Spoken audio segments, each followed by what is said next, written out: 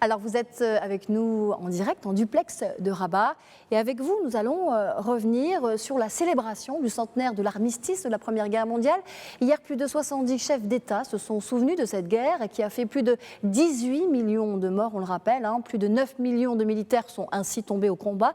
Mais les civils ont également payé un lourd tribut avec près de 9 millions, il faut le rappeler. C'est donc au cœur d'une mémoire douloureuse, une mémoire commune, à laquelle nous nous intéressons ce soir avec vous, car le Maroc a fait partie de cette histoire. Le Maroc a pris part à cette guerre. Alors dites-nous comment, d'abord rappelez-nous le contexte. La France avait besoin de soldats. Comment s'est prise cette décision historique ? Alors, la France, évidemment, a besoin de soldats au tout début de la guerre, parce que tout simplement, elle est en infériorité numérique face à l'Allemagne. Il y a 39 millions de Français, il y a 69 millions d'Allemands. Donc, dès le début de la guerre, la France a besoin d'alliés. Ce sera l'Empire russe, ce sera la Grande-Bretagne. Et puis, dès le début de la guerre, et même avant, il était question de mettre à contribution l'Empire colonial français et son réservoir d'hommes. Alors, pour vous donner une petite idée, je l'ai dit, il y a 39 millions de Français à l'époque, et il y a 40 millions d'habitants dans l'Empire colonial. Donc, il est absolument nécessaire pour la France de mobiliser les soldats qui viendront des colonies, et puis bien évidemment les ressources de l'Empire colonial français. Alors parmi cela, bien évidemment, il y a le rôle des combattants marocains. Les Marocains, pour vous donner une petite idée, les combattants marocains engagés dans la Première Guerre mondiale, c'est environ 40 000 hommes, ce qui, somme toute, par rapport à l'énormité des effectifs engagés, est assez peu. Mais c'est aussi énorme parce qu'il ne faut pas oublier quelque chose, c'est que le Maroc est un tout jeune protectorat, seulement depuis 1912, et il est très loin d'être pacifié. Donc la situation, d'ailleurs, pendant la totalité de la guerre, est très difficile au Maroc pour les Français, pour les troupes françaises et pour l'administration coloniale française, parce que eh bien, la situation est loin d'être réglée et le pays loin d'être pacifié.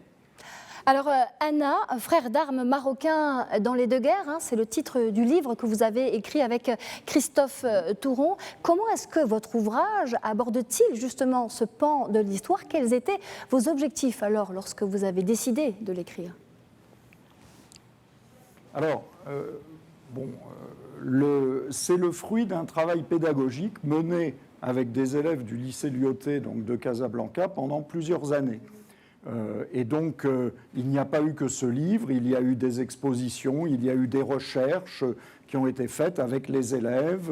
Il y a eu, bien sûr, des déplacements en France sur les lieux de mémoire et dans les endroits où se sont battus les soldats marocains, particulièrement les tirailleurs marocains.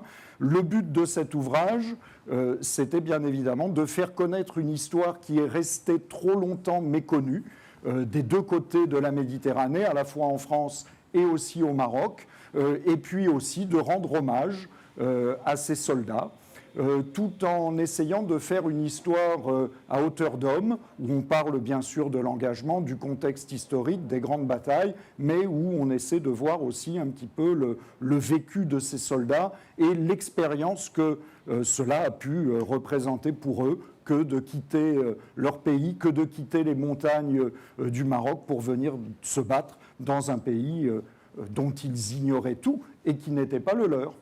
Voilà, un pays dont ils ignoraient tout et qui n'était pas le leur. Donc rendre hommage à ces Marocains qui ont participé à cette Première Guerre mondiale. Alors justement, qui sont-ils ? Qui sont ces Marocains qui ont été envoyés pour combattre en 1914 ? Alors, il y a les troupes régulières, c'est-à-dire les engagés dans l'armée, donc qui sont quand même relativement peu nombreux en 1912. Et puis ensuite, on va procéder à des engagements plus ou moins volontaires, bien évidemment. Au début, il y a des engagements volontaires parce qu'on essaie d'attirer un petit peu les futurs soldats par une prime d'engagement qui, pour des hommes modestes, peut-être intéressante. Et puis ensuite, il n'y a pas de doute là-dessus, le maréchal Lyautey, enfin le futur maréchal Lyautey, donc le résident général le reconnaît lui-même, il y a des recrutements à haute fréquence, comme il le dit, et des recrutements forcés, plus ou moins forcés. Alors ces hommes, eh bien, ils viennent des différentes régions du Maroc, de la plaine de la Chaouia, des Doukala, des montagnes de l'Atlas, bien sûr, pour beaucoup d'entre eux, et ce sont des gens, bien sûr, d'un milieu social assez modeste, des enfants, enfin des agriculteurs, des bergers, des éleveurs, si je puis dire, des agriculteurs, ou des enfants d'agriculteurs et de bergers. Très peu d'habitants des villes quand même, puisque le Maroc est encore à l'époque un pays essentiellement rural. Alors vous aviez parlé de 40 000 hommes qui ont été envoyés lors de ce premier conflit mondial. Sur quel front de la guerre ont-ils été envoyés, positionnés, et aussi comment ont-ils été acheminés sur ces fronts? Alors, ils participent à toutes les grandes batailles de la Première Guerre mondiale. Alors ça commence dès le début de la guerre, en 1914, à peine arrivés en France, depuis à peine 15 jours, eh bien, les tirailleurs marocains, c'est-à-dire les soldats à pied venus du Maroc, environ 4200 hommes au début de la guerre, sont lancés dans la bataille de la Marne, avec des combats très brefs, mais extrêmement durs et extrêmement meurtriers. Ensuite, en 1915, on les retrouve pour deux grandes offensives françaises, des offensives vaines et très meurtrières en 1915 en Artois et en Champagne. Des éléments des tirailleurs marocains, assez peu nombreux, mais tout de même participent à la bataille de Verdun. Et puis en 1917, les tirailleurs marocains s'illustrent brillamment le 16 avril 1917 lors de l'offensive du chemin des Dames. Ils arrivent à percer les lignes allemandes et ils arrivent à atteindre le fameux chemin des Dames, ce qui est assez rare ce jour-là, puisque les pertes sont dès le début considérables. Voilà, on les retrouve bien évidemment en 1918.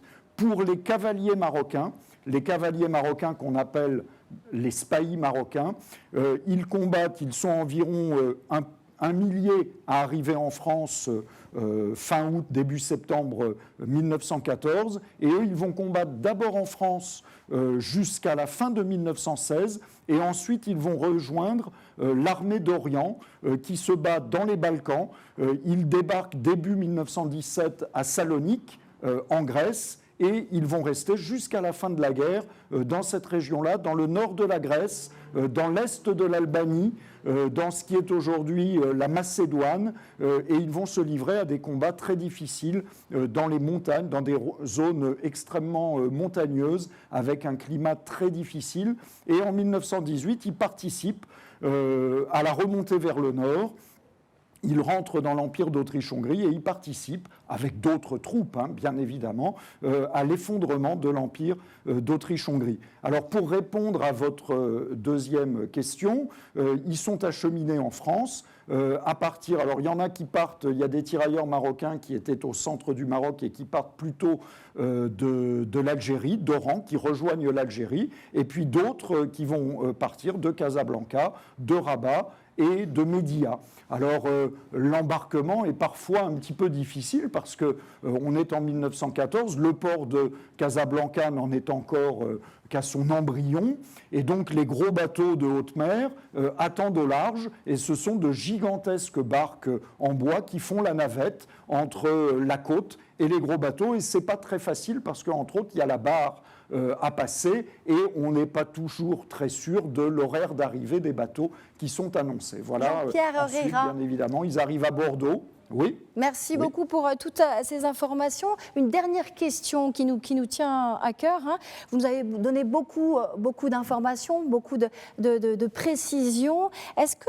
Quels sont les témoignages que nous avons de cette histoire aujourd'hui, de cette mémoire collective? Que reste-t-il de cette histoire? Qui peut encore la raconter comme vous le faites vous-même? Est-ce qu'il y a des témoignages? Alors, Très peu à ma connaissance. Le travail que nous avons fait, mon collègue et moi, c'est à partir des journaux de marche des régiments français, qui consignent toutes les opérations, ce que les régiments font tous les jours dans les batailles, etc. Des témoignages écrits d'officiers, de sous-officiers qui se sont battus avec ces soldats marocains, de livres bien sûr d'universitaires, mais hélas, il y a très peu de témoignages de combattants marocains. Pour plusieurs raisons, ils étaient peu nombreux malgré tout. Je l'ai dit, 40 000, et puis beaucoup d'entre eux, bien évidemment, ne savaient pas écrire, et donc il nous reste aujourd'hui très très peu de témoignages directs de ces soldats, ce qui est évidemment très regrettable. Oui, c'est très regrettable. Ils ne savaient pas lire, ils ne savaient pas écrire, mais ils se sont battus pour la France, donc de 1914 à 1918. Jean-Pierre Hérat, merci infiniment donc, pour toute cette mémoire redéployée ce soir donc, et pour cet hommage rendu aux tirailleurs marocains. Je rappelle le titre de votre ouvrage, un ouvrage que vous avez écrit en collaboration avec Christophe Touron. Cela s'appelle Anna, frère d'âmes marocains dans les deux guerres. Merci pour votre éclairage.